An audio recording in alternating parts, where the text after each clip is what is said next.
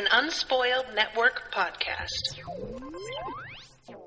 This is Spoil Me, covering Crazy Ex-Girlfriend, Season 3, Episode 3.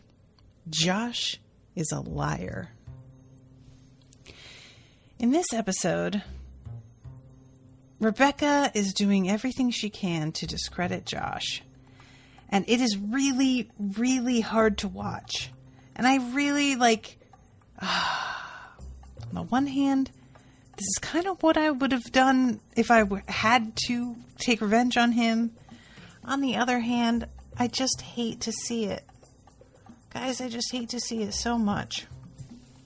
Welcome to Spoil Me.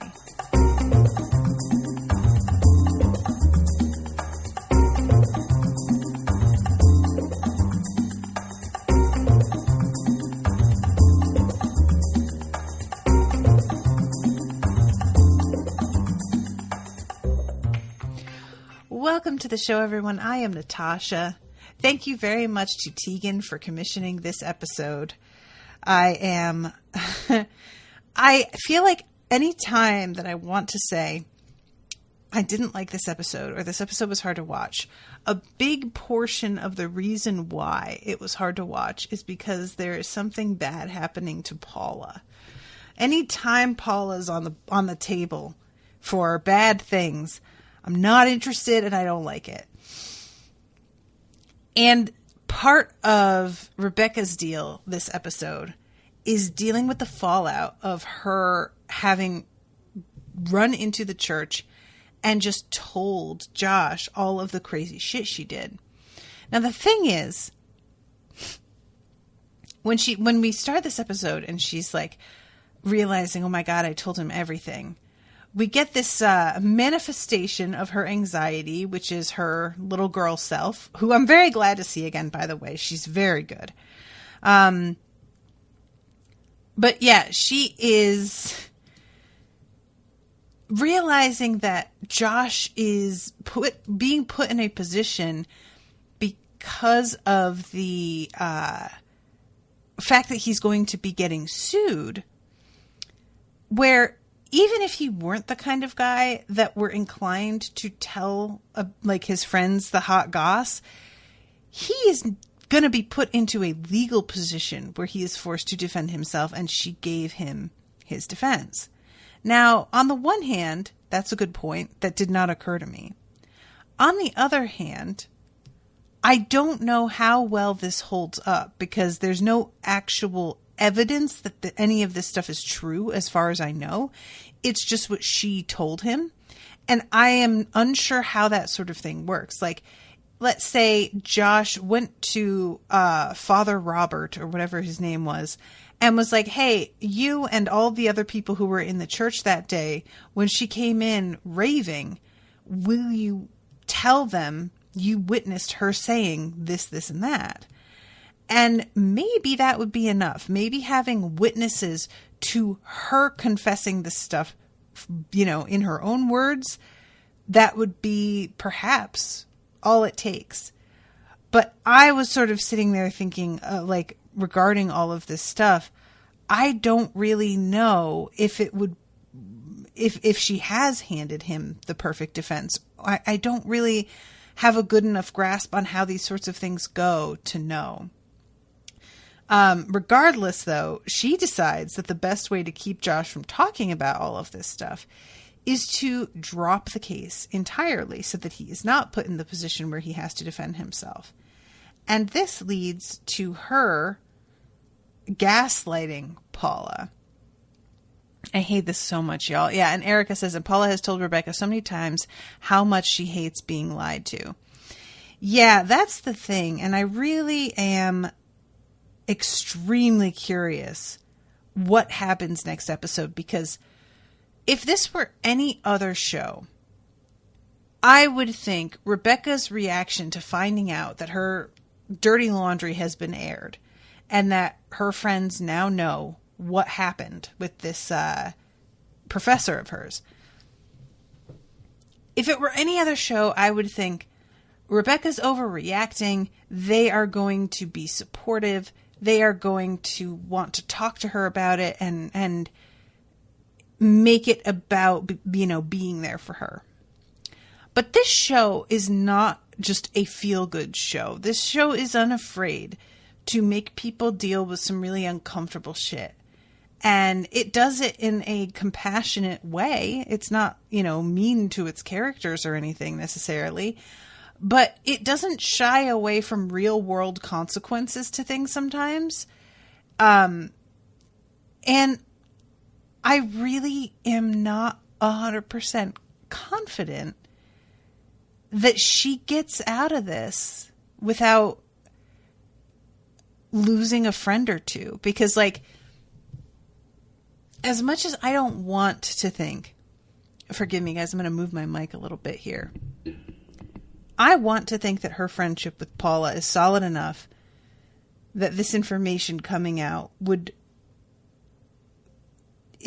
fundamentally change things between them. But this combined with the fact that she tells Paula she wants to drop the case, not because of what she did, but because Paula's done a bad job with her case. And guys, that is some unforgivable shit to me. Like, I take my work seriously, and I am a podcaster.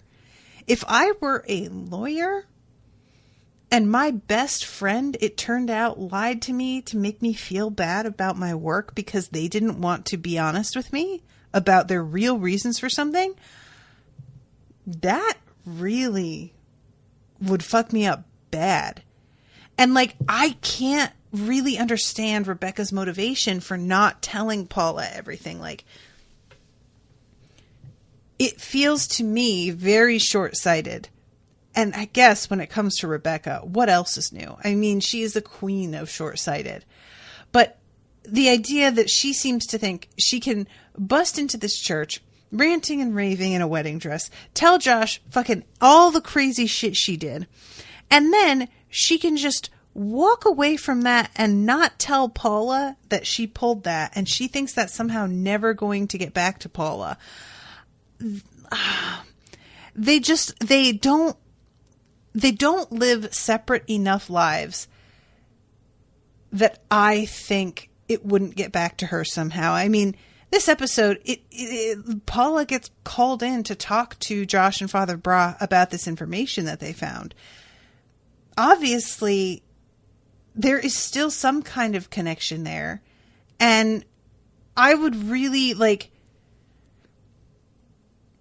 even if it weren't Paula speaking to Josh or speaking to one of Josh's friends, Paula and Valencia and Heather hang out enough with Rebecca that if Valencia hears about this or Heather hears about this, then it's getting back to her. I mean, I just don't really think that the kind of scene that Rebecca engaged in doesn't wind up circulating and people find out about it. So I think it's sort of inevitable that Paula will find out what was behind Rebecca undercutting her confidence and patronizing her and condescending to her. And that's really, really rough. As far as what happened with Rebecca stalking a professor and then trying to burn down his apartment, honestly,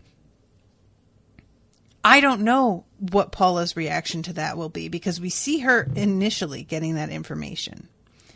And she says, it's like we never really knew her at all. I'm not entirely sure that's fair. I feel like if I'm Paula and I have seen Rebecca's obsessive tendencies and I have seen the way that she does really impulsive things, gets super attached to people, hinges everything about her identity on who loves her and the relationships she's in, I honestly feel like I hear about this, and as much as it's a shock, it feels still on brand. I don't think that I would begin to be like, oh my God, I feel like she's a totally different person than who I thought. I feel like for that to be true, you need to find out that, like, oh, she was married and had a kid that she never told you about. Something like that really is genuinely like out of left field and not a thing you ever thought she would engage with. But this kind of like stalking and burning a dude's house down, I mean, let's be honest, Rebecca's been stalking Josh. I mean, that's 100% what was going on to begin with. She has like all of his passwords to stuff and whatnot, as far as I remember. And in terms of burning his house down, maybe she hasn't done anything that damaging, but there's definitely been like some big oopsies, and she did burn her own house down.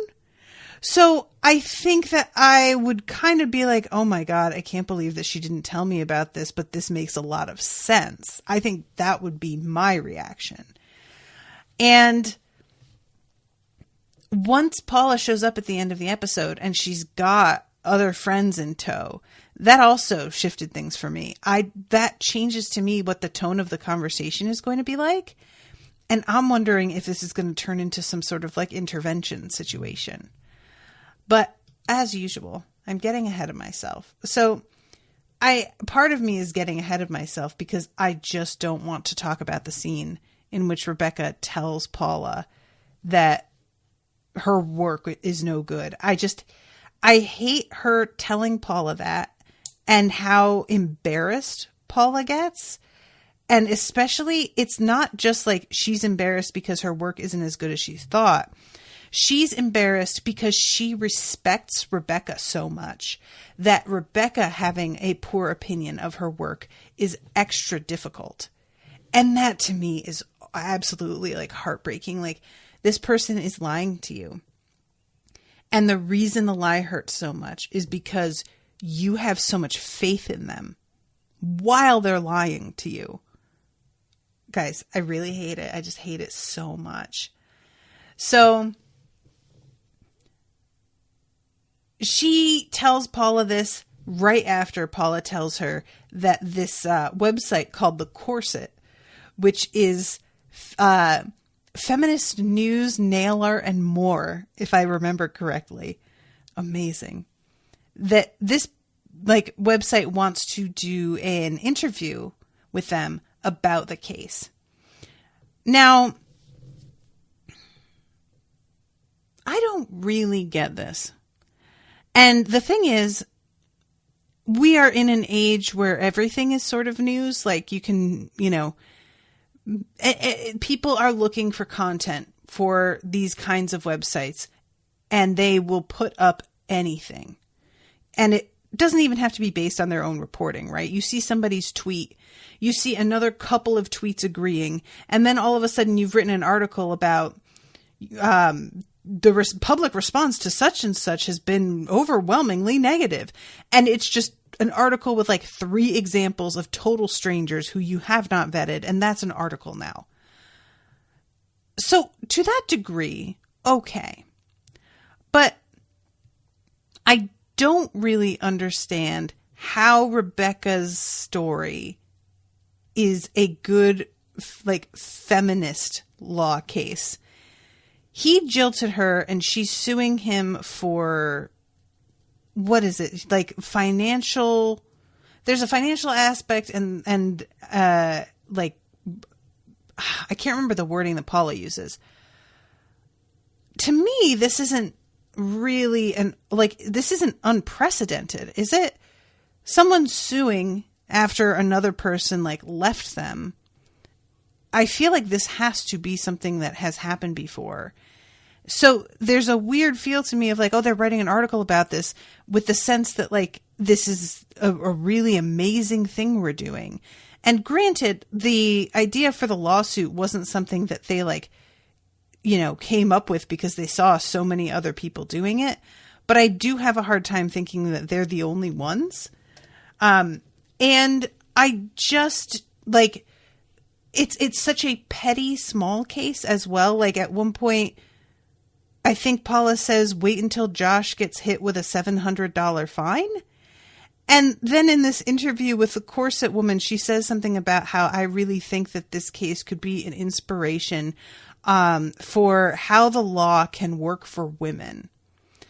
And I just don't really see it. And I don't know if that's supposed to be part of the joke, that this case isn't really good for that. And that's like part of what's supposed to be funny about it. But I kept getting hung up on it as like, what are we even doing? And like the whole article winds up basically being a burn book entry about Josh. It's all hearsay. Like this woman's just, and granted, again, that is what the internet, like journalism, has become. Everybody's so busy trying to scoop each other that hearsay is fine. That's what we're willing to work with. And we'll just say later on, like, oh, well, it was a developing story. Well, you know, we are not worried about that kind of thing. But it's not even an article that turns out to be about the case. It's an article just about how like shitty a dude Josh is. And the title is Smash the Patriarchy and Stay Away from This Toxic Man. And I'm just like, what website just publishes like an op-ed, I guess, about one particular dude who's terrible and his photo and just a list of grievances from his ex. The whole thing is just really bizarre. And I can't tell. Usually the show, I feel like, is really good about making sure I am aware that that's part of what the joke is. And I just don't feel like it did a great job with that this time around. And I don't understand why it being written in this article has more credibility than it being written anywhere else. Like, Rebecca's name is all over it. It's clear this woman interviewed her for this. So I guess it's just the veneer of journalism that gives it enough respectability that it's different from Rebecca just like writing a Facebook post. But the whole like conceit behind this thing is just so very thin. I just had I had a rough time with suspending my disbelief with this one, this episode. But yeah, so Rebecca, what she's trying to do here, after she has a consultation with her younger self, who points out that the best thing to do because Josh puts up a video saying that he is leaving the priesthood, that he has a lot to tell everybody, and if they want to know, meet him at home base.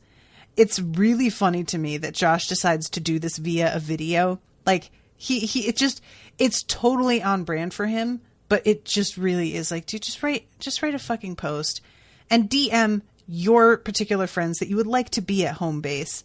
But no, he does a video and is just like, and if anybody wants to know the details, meet me at home base tonight. And as I know that's done for the show so that Rebecca can also see it, but I do really think it is on brand for Josh to handle it this way. And she sees this, and her younger self have a whisper conference in which they decide that the best way to keep Josh from being believed is to undermine his credibility with everyone. And older Rebecca references something that they did to a girl in school who caught her stuffing her bra with maxi pads.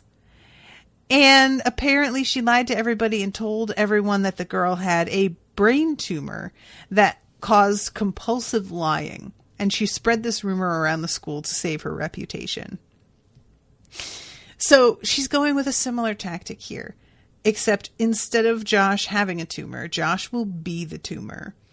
And so she spreads stories about how, and by spread stories, I mean tells this one specific writer from the corset that he is a homophobic Holocaust denier, an anti-vaxxer who is racist, and there's like a bunch of other things, like all of these different outlandish claims about who he is. And it works way better, I think, than Rebecca expected. I have very mixed feelings about the fact that this worked. First of all, what she has decided to say about him is so absurd that I can't really imagine his friends who know him so well believing any of this about him. However, I also have to recognize that dudes can be really weird. And dudes can be friends with each other and yet not like talk about actual issues, really. And maybe this isn't an unheard of thing for guys to be friends with each other and then realize like belatedly, oh my God, you see this a totally different way and I didn't realize that. I just don't really see them being like, oh, so you're homophobic. I guess I can see that. Now, don't get me wrong. The scene where he comes into home base and White Josh tells him, you always used to call me fancy pants. And he says they were fancy pants. So many pockets. And he says, gay pockets? I did laugh out loud on that one. The delivery of that line is hilarious to me. I just don't really see these people completely buying hook, line, and sinker this entire story after Rebecca has kind of like proven herself to be not stable a couple of times, and she's just been jilted, and she's the only source for this information. If Rebecca had managed to somehow get this, like, these accusations put out there without her name attached to them, maybe I could see it a little bit more. I still don't really, but maybe. But I feel like if you are getting your first like taste of the fallout after somebody was left at the altar, and it's just a list of horrifying shit about one of the people, the one who did the leaving, you're going to assume that this is being done as retribution, right? I feel like most of us would think that, even if it weren't true. Even if it were, oh, he left me and I realize now that he was terrible and here's all the reasons why. I think there are very few people who would see that and take that at face value and be like, oh, they finally like are seeing things clearly. I think most people would assume that comes down to revenge. So the fact that this works is a little bit mystifying, and I don't really like buy it. On the other hand, it's fascinating to watch because one of the things that I said when Megan asked me how I would get back at Josh if I were Rebecca, one of the things I said was to separate him somehow from his family and friends, make it so he doesn't have family or friends to lean on anymore the way that he has. And this is an effective way to do that. I have no idea what his parents think of all this. We only see what his friends' reactions are. And I would be very, very curious to, see if there is anything in that article that specifically pertains to his family and maybe him not liking somebody or being an asshole to somebody, something like that. And otherwise, this is pretty close to what I was vaguely imagining when I posited that as a potential way of getting back at him. And at this point, I am Rebecca's watching this at home base and seems to be shocked that this is working and seems to kind of feel bad about it because of the way that Josh is just standing there. And I couldn't tell if she feels regretful about ruining Josh or if the look that she has on her face is a sudden understanding of how little it takes to lose all of your friends. I feel like it's the first one. In the moment, I really felt like it was her sort of not being sure she wants to hurt Josh like this after all and sort of second guessing herself. But then I started to wonder if this ties in with her later being so certain that none of her friends are really her friends and that nobody is going to have her back or defend her or even give her time to explain. I just, I can't tell. Maybe it's both, little column A, little column B. But there's just a sort of expression that she has. And I have to say that if it is a bit of regret that she really does regret like lying and discrediting Josh like this, I don't have a lot of sympathy for that regret. I mean, Josh isn't the monster that she's painting him out to be. So in that sense, I feel for Josh being like completely shit talked like this. That's really rough. If all of a sudden I had the reputation for being a like wildly racist homophobe, I would be very hurt to think that people could think that of me, and it would just, fuck me up. However, Josh left her at the altar, and just the last episode, it ended with him saying, "It wasn't my fault. Everything is fine." And the more time passes, the more I'm like, okay, Josh honestly made the right call. He didn't trust Rebecca. He had a lot of doubts. Things moved very fast. Really, not getting married was the right move. He was smart to notice that things didn't feel right. However, he handled it so badly and was so immature. And part of me feels like I assume all of these assumptions people are making about him being this other kind of person, I assume this will all blow over. And that this is a temporary, like, setback for him. And I kind of want Rebecca to just sit back and enjoy it a little. Because I believe everything will be straightened out and people will realize what the fuck. I'm even more confident after the way this episode ends. But I don't really feel bad enough for him to agree with the expression on her face when she sees the way this goes down. I do not feel that Josh has really suffered at all for what he did and the way that he chose to handle it. It's like choosing to just leave her without a word is bad enough, but then hiding for 2 weeks and never contacting her, that is really unforgivable shit. And look, we all make mistakes. We all panic. We all do stupid things that we look back on and we're just like, oh my God, how did I handle it that way? I have that all the time with the way that my divorce went down. I am glad that we are divorced. I am glad that I left and my life changed. I have no regrets about the big plot points of what happened, but the way I handled it at the time was no good. So I understand what that's like. Josh didn't want to marry Rebecca. He had terrible doubts. He finally realized I can't go through with it. And so he didn't, rather than just pretending that he was still in love with her when clearly he was just suspicious of a lot. So sure, not marrying her, valid. It's just how cowardly he was. Oh boy. And the fact that he hasn't ever really apologized. Not really.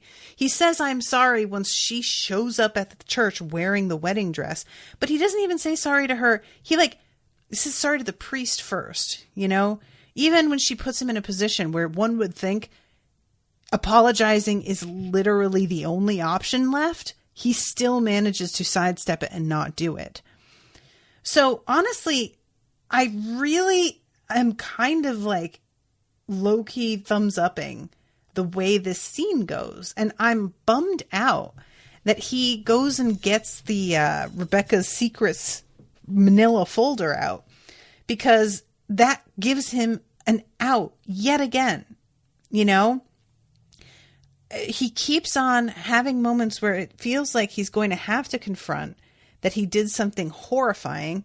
And then he gets some evidence that proves that Rebecca is even worse than him. And so all of a sudden it's fine.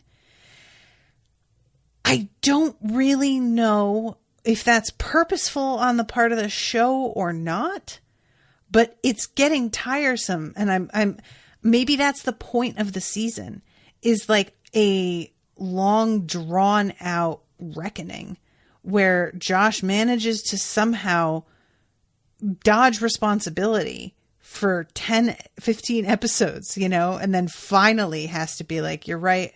I handled this badly. I'm immature. I suck. And I don't know that I'm going to have the patience for that.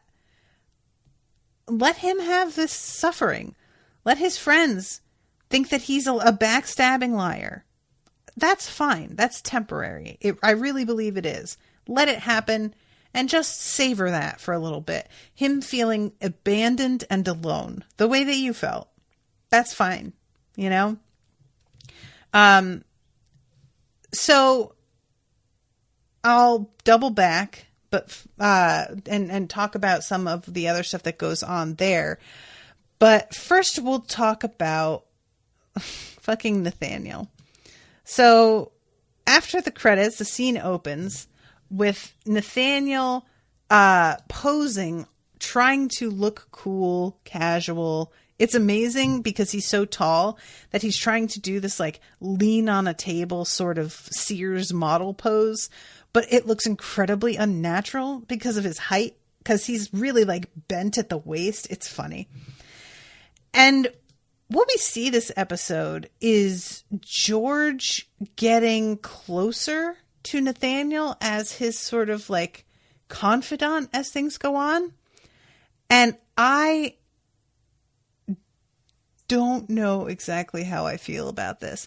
Part of me feels like I like this in theory. George being fired so many times, winding up sort of in this position where he's like getting a lot of Nathaniel's attention and is a foil to him because he's like, you know, way less socially adept. He's just in a different hierarchy.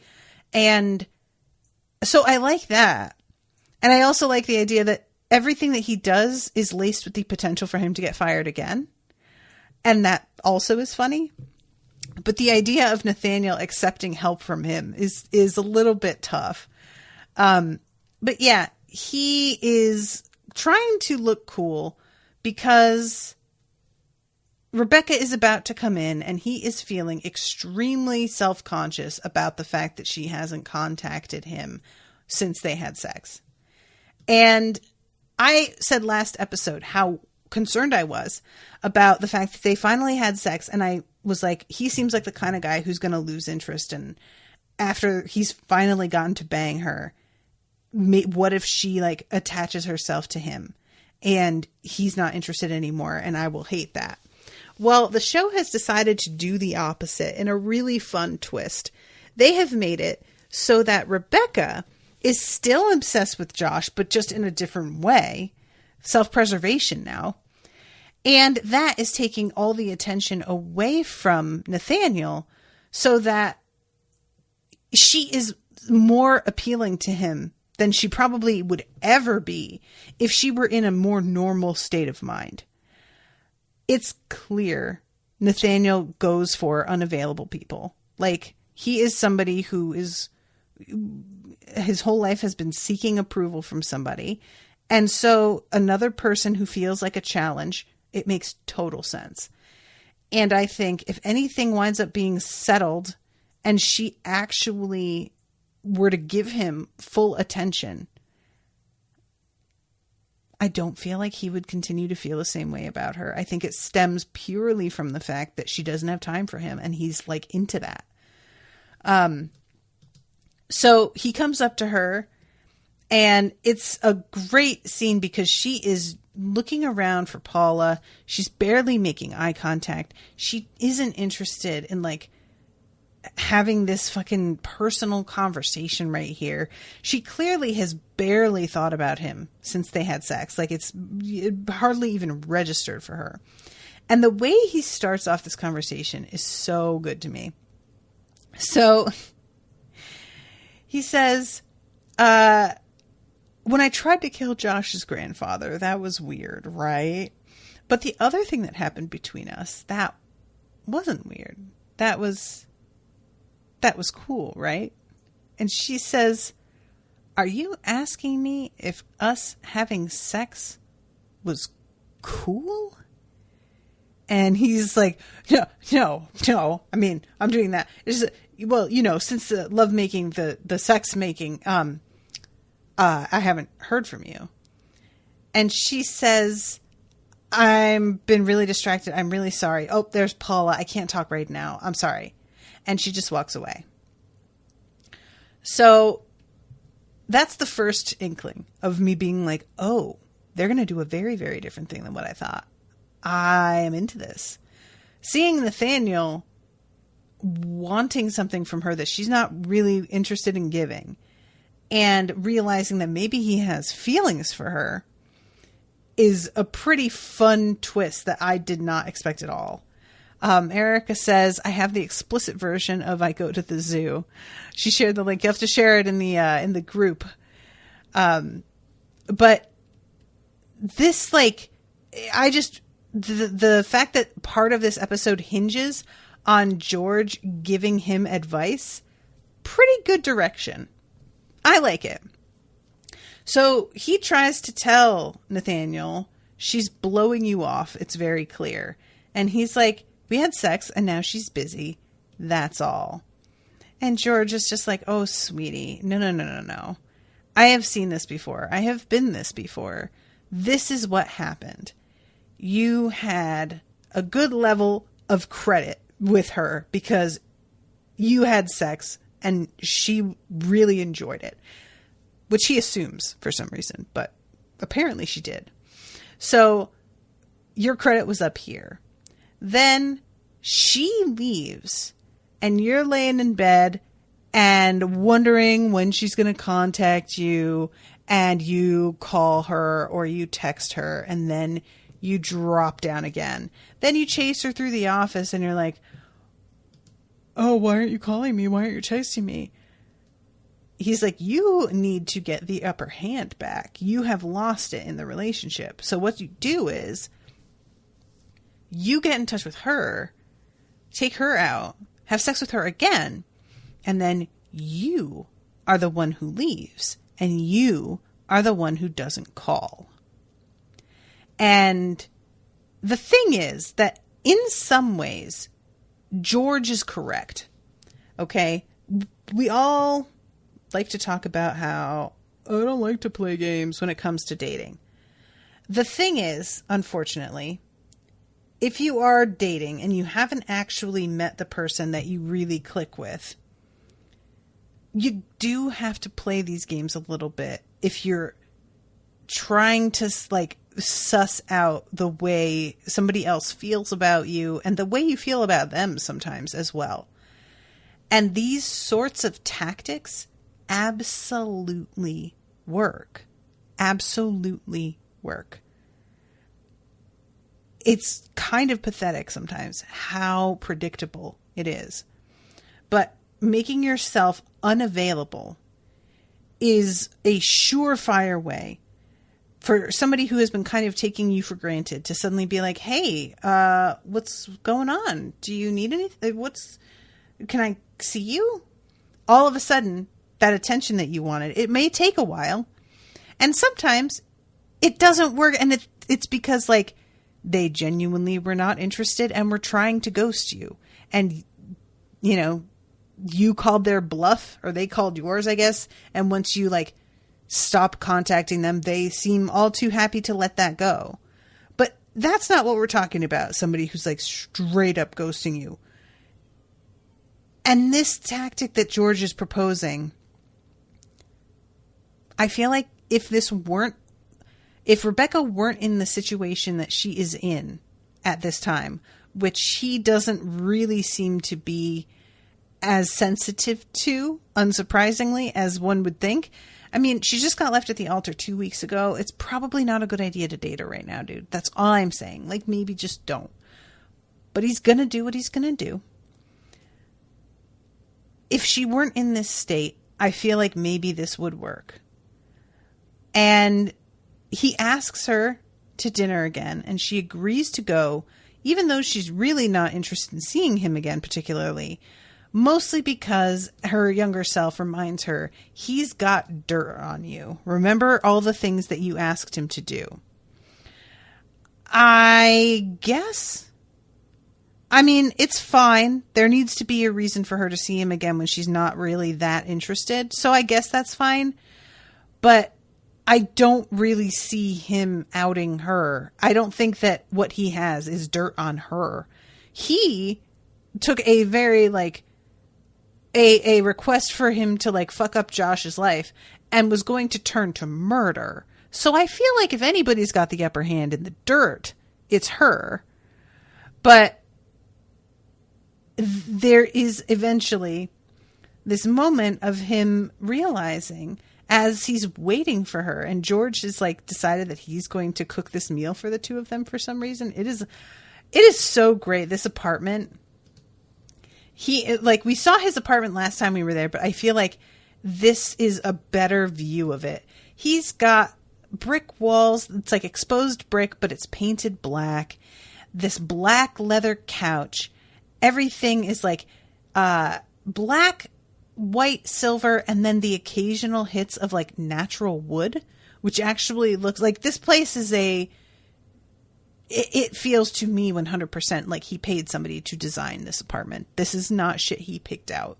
This is somebody else who was like, I want modern masculine. And he was like, yeah, I've got it. Let me put some wood here and some fucking stainless steel here and paint everything black. And he's standing there realizing that she's not going to show up. And he then realizes that he is much more upset about this than he would be if it were just about sex. And we get the amazing I Went to the Zoo song. This is such a weird one. I feel like, okay, so this is definitely, this for me, because I always talk about what songs I think they are specifically spoofing, or an artist or a style that they're specifically spoofing. I don't know if I am getting this right at all, but I kept on thinking about Usher, because Usher just has a lot of, like, story songs and a lot of well, I fucked up. It might be Drake. Drake is also an I fucked up kind of singer. But the whole song is about what he is doing to cope with the fact that she didn't show up, and him pouring himself a drink as these bitches dance up on him at the club. And then eventually he realizes that this isn't enough. Something still isn't right. So he goes to the zoo, and he's wandering through the zoo at night because apparently he knows the night guard who lets him in. And it's just a real weird one, guys. I liked it. I really liked him drinking soda out of a clear plastic cup with the zoo logo on it. I really like him talking about which animals are, like, he feels kinship with, and which ones do not seem to be, like, he says he hasn't got any time for zebras. A weird one, but okay. I especially love, next night I got this bitch up in my Rari. We're drinking Chris, we're eating calamari. I don't know why I found that so funny.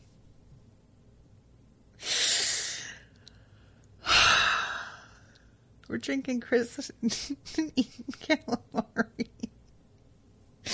She's taking a bite out of it.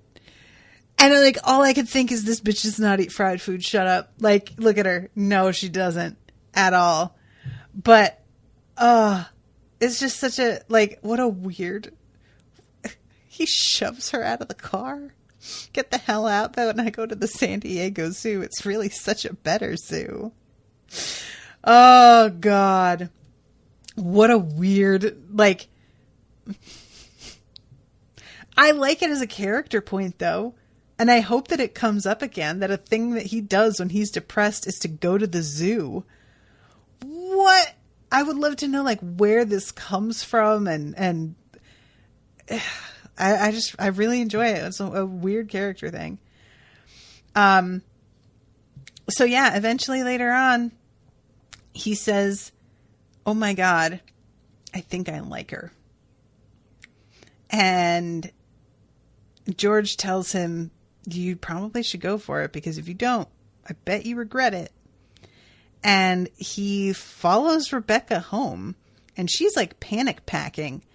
And I love the argument between her and her younger self, who's like, pack a pantsuit, you never know. What an amazing motto to live by. But he knocks on the door, and when she says that she's getting out of town, he's like, perfect. I have a jet. Where do you want to go? And he's laughing at himself because this is not something that he has done before.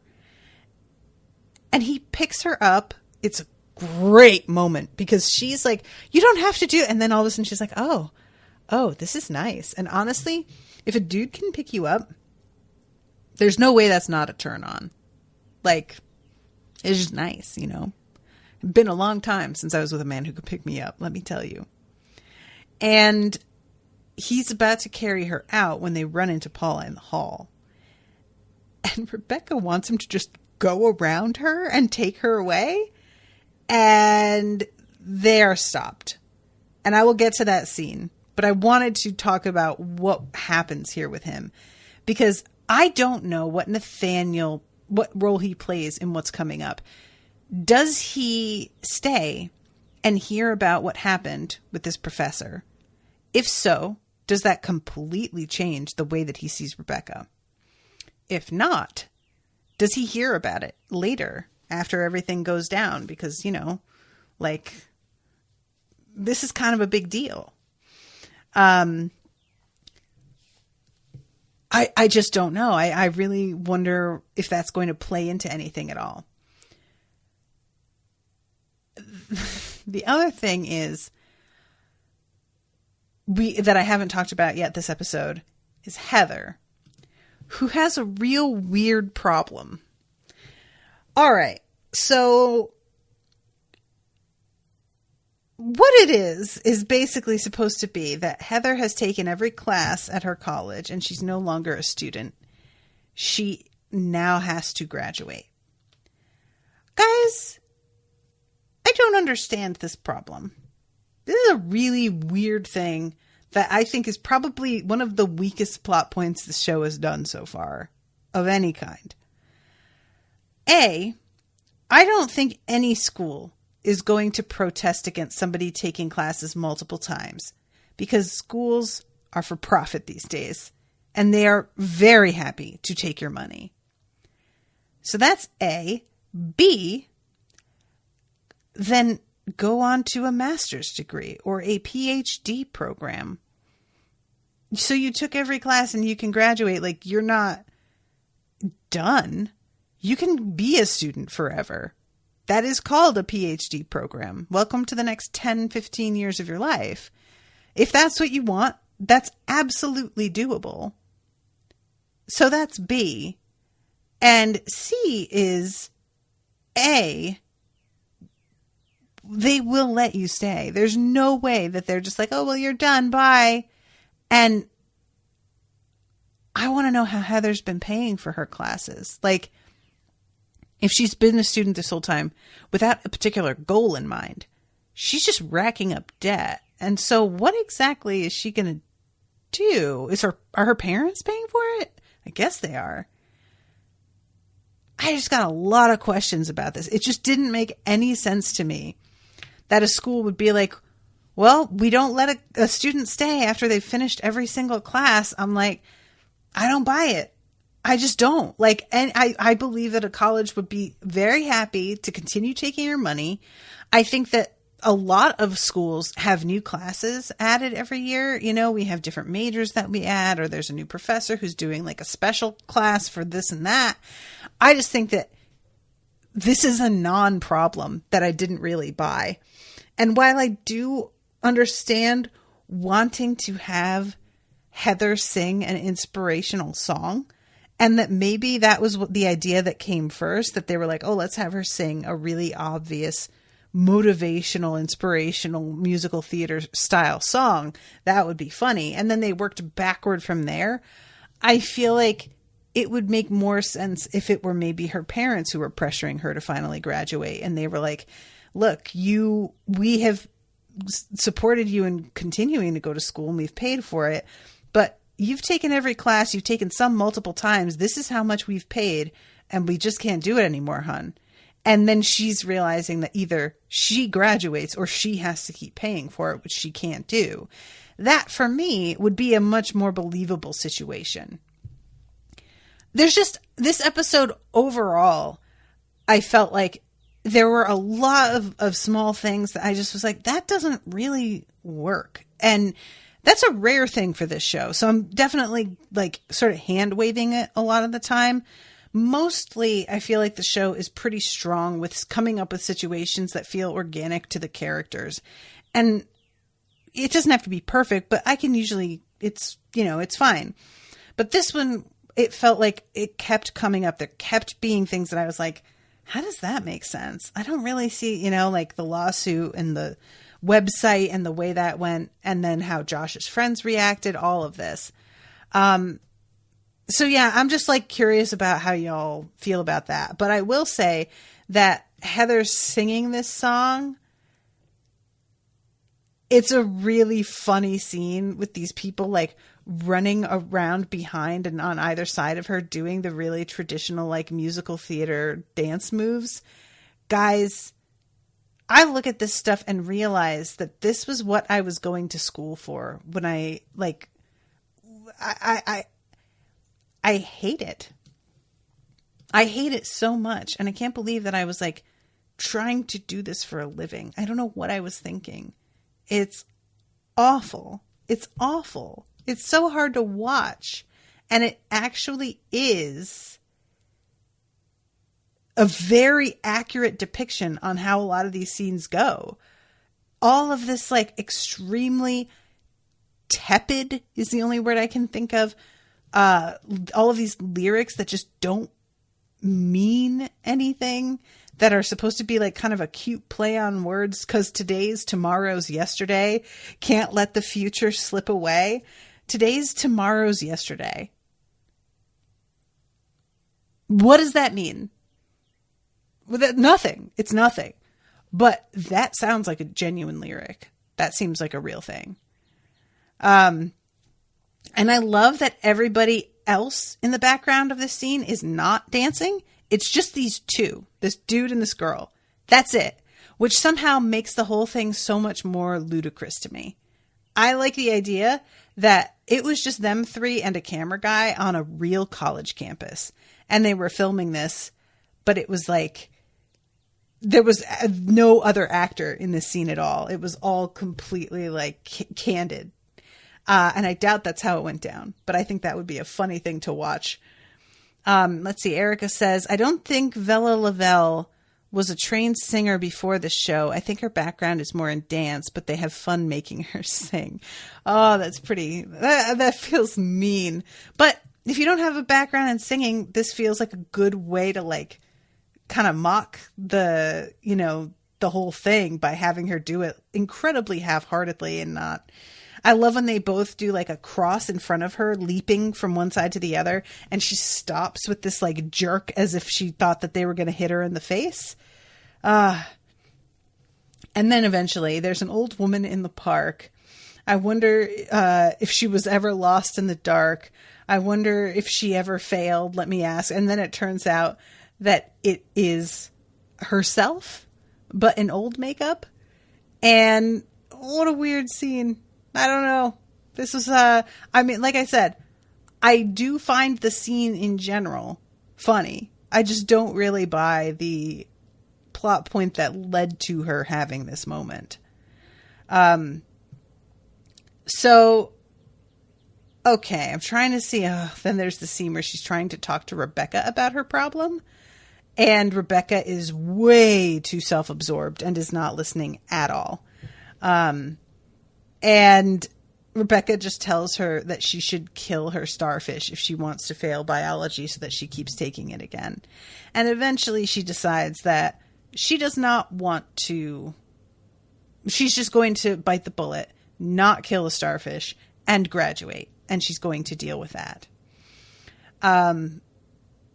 So then we have the Josh's friends all turn on him scene, Rebecca watching and kind of realizing that this shit really worked and seeming to be sort of like having mixed feelings about it.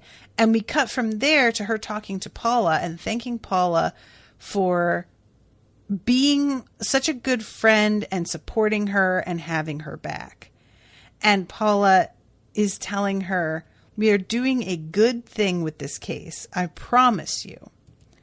And then says, you're a role model. You're like a Madonna, Malala, Moana salad.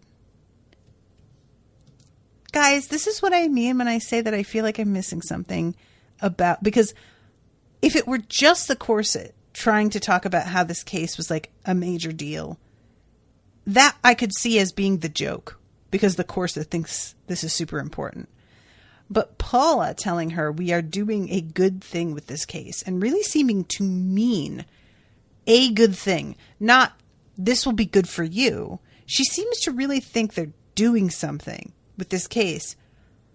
I don't see it. I don't understand why Paula believes in this case so much. All I can think is it's because she personally is invested in it, and it's her case, like kind of her first project that she's spearheading.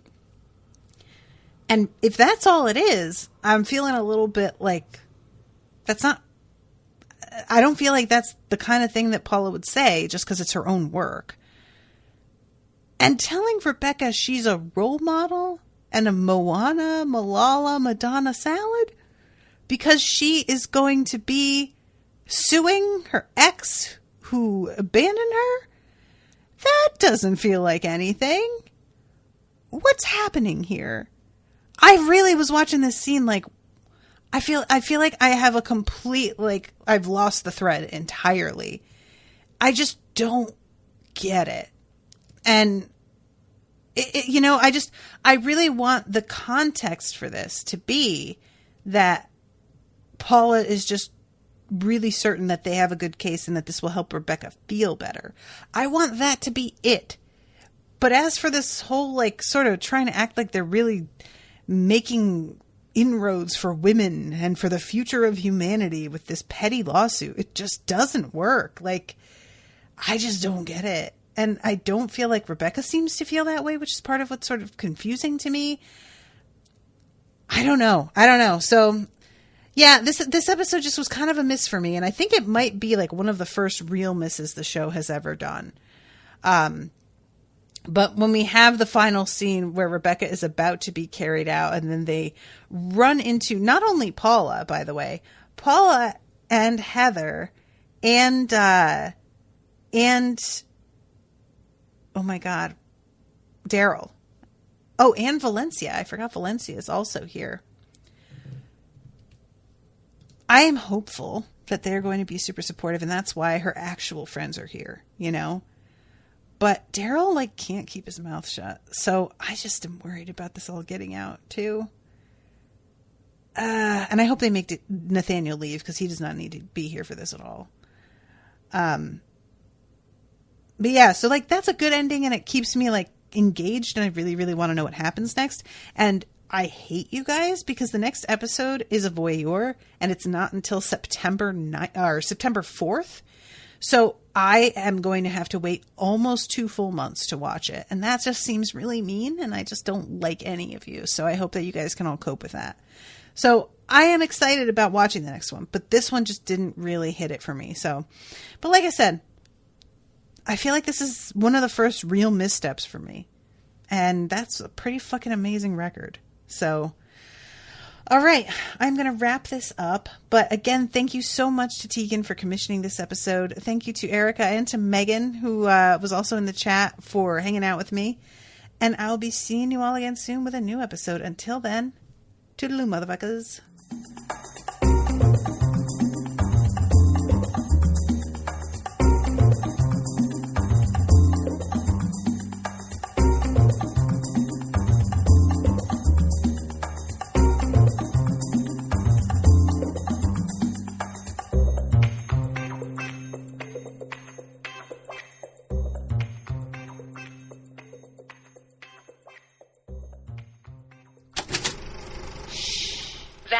Unspoiled Network podcast.